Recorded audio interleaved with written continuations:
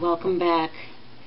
Uh, Today we're going to take a look at it again, some other areas of how words can hurt and how words can heal.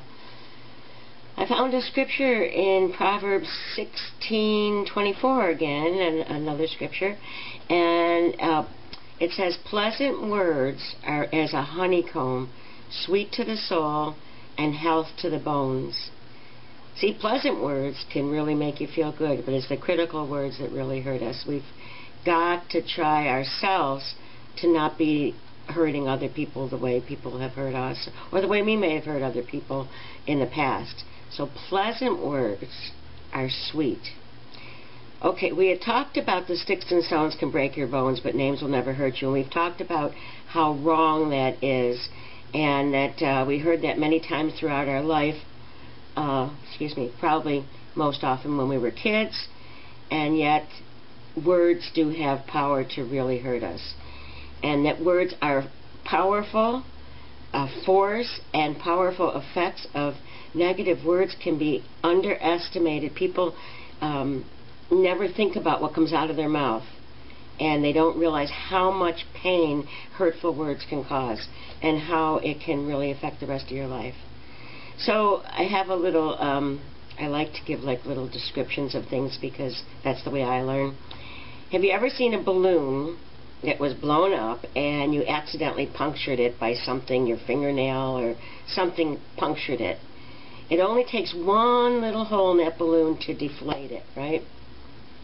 It might take a while for it to completely deflate, but eventually all the air goes out, and you may try to patch it with something, but it might help for just a little while, and then it doesn't last, it deflates.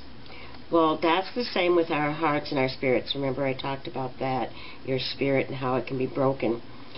When someone says negative words to us, like a sarcastic remark, a discouraging word, or something that pulls you down, that's all it takes. It's like that little hole in the balloon. It only takes one discouraging or sarcastic remark to put that hole in your heart or your spirit. And that's why it's so important to choose friends wisely and try to stay away from people who do hurt you. We all know how horrid and degrading it feels to be called insulting names, or to be told that we're stupid or deficient in some way. And I talked about how I used to be told I was stupid a lot until I finally believed I was stupid and thought I couldn't do anything in my life. And it took me a long time to get over that. I remember I was told I couldn't sew, so after a while, every time I tried to sew something, I couldn't sew it. I remember being told I couldn't cook right, and then after a while, I couldn't even cook right. So all these things start to, the more they're told to you, the more they build up into your heart and to your spirit.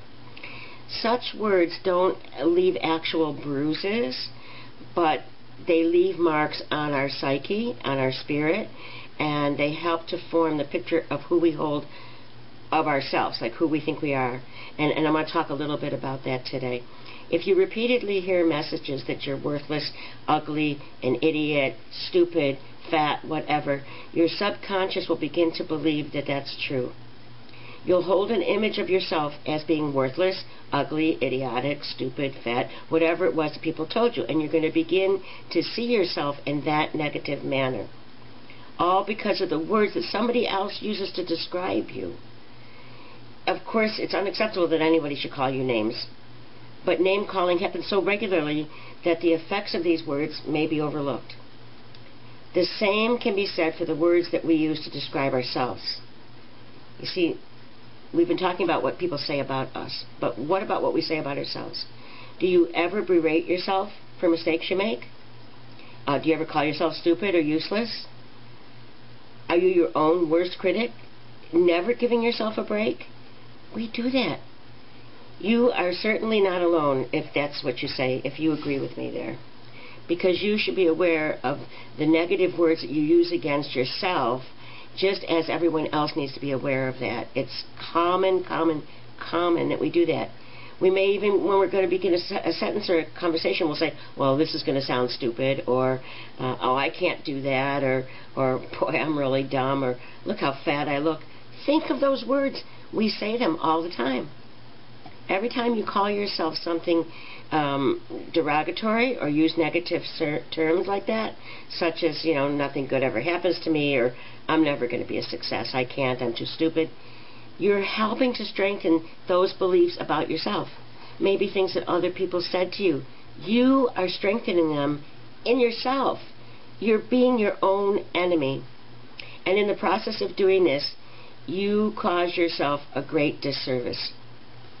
You may have perhaps never tolerated rude or sarcastic comments said to you by others, but you don't realize that you're doing the same thing when you talk to yourself day in and day out.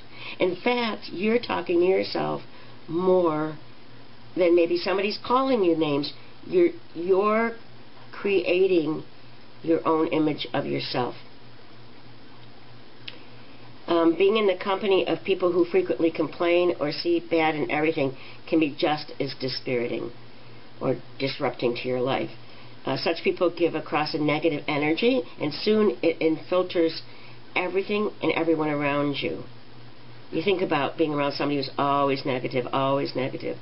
After a while, you feel down. You don't even want to be around them, or you start to feel that way about yourself. So socializing with people like that can be tiring, and it's especially difficult to be in the company of anyone who enjoys wasting time complaining and using negative words frequently. You probably know people like this. They can't see the bright side or the joy in any situation, no matter what happens. So be careful with that too, like who you're hanging around with. They don't realize the effects of the negative words and how self-defeating their behavior is. These people are usually very angry and feeling trapped and cheated in their life. And they want to blame others or blame situations for their misfortune. Excuse me. Their griping means that they're no longer contributing positively to the world. And usually, they're so wrapped up in complaining that they fail to realize that life is just passing them by.